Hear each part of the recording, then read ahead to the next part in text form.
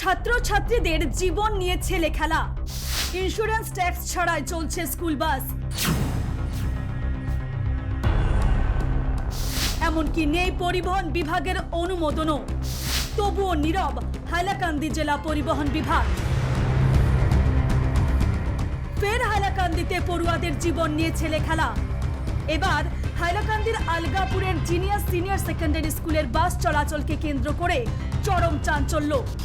কোনো insurance, fitness, road tax, এমনকি পরিবহন বিভাগের অনুমোদন ছাড়াই স্কুল বাস চালানোর অভিযোগ।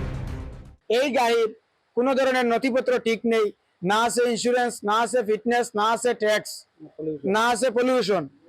এছাড়া আসন ক্ষমতার চেয়ে বেশি ছাত্রছাত্রী নিয়ে চলাচল করছে এই বাস। মোট কথা, এমভিআই অ্যাক্ট একদমই মানছে না এই বিদ্যালয়।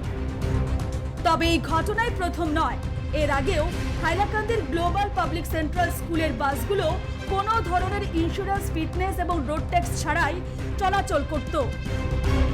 কিন্তু নিউজ লাইভ বাংলার খবরের জেরেই নড়ে চড়ে বসে পরিবহন বিভাগ। কিন্তু এরপরও আবারও একই ছবি ধরা পড়ল হাইলাকান্দির আলগাপুরের সিনিয়র সেকেন্ডারি স্কুলের বাসে।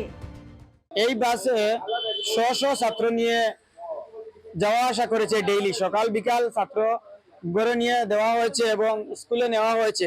এই ছাত্র যে গার্জেনরা স্কুলের কর্তৃপক্ষের উপরে ভরসা করে ওরা স্কুলে দিয়েছে। আরটিআই অ্যাক্টিভিস্ট অ্যাসোসিয়েশন হাইলাকান্দির পক্ষ থেকে অভিযোগ আনা হয়েছে যে স্কুল কর্তৃপক্ষ শুধুই ব্যবসায়িক দিকে নজর দিচ্ছে, নিরাপত্তা নিয়ে তাদের কোনো মাথা ব্যথা নেই। অর্থাৎ স্কুল কর্তৃপক্ষের গাফিলতির জন্যই এই ধরনের ঘটনা ঘটছে বলে অভিযোগ। ফলে প্রশাসনের অবিলম্বে খতিয়ে দেখা উচিত বলেও দাবি করেছেন তারা। ছাত্রের তো কোনো নিরাপত্তা নাই, যে স্কুল নিয়ে ওরা বিজনেস চালিয়ে যাচ্ছে, কিন্তু কোনো ধরনের নিরাপত্তা নাই। যদি নিরাপত্তা থাকতো তাহলে আজকে কেন গাড়ির ইন্স্যুরেন্স নাই, কেন ফিটনেস নাই, কেন পুলিশ প্রশাসনের সামনে দিয়ে যাওয়া আসা করেছে। পুলিশ প্রশাসন তো এই গাড়িগুলোর তো নাম্বার চেক করা নাই। যদি চেক করতেন তাহলে আজকে তো এই গাড়ির ইন্স্যুরেন্স ফেল হতো না, ইভেন কি ট্যাক্স ফেল হতো না, ইভেন কি পলিউশন ফেল হতো না। আরটিআই অ্যাক্টিভিস্ট অ্যাসোসিয়েশনের তরফ থেকে জেলা শাসকের কাছে এই বিষয়ে সঠিক তদন্তের দাবি জানানো হয়েছে।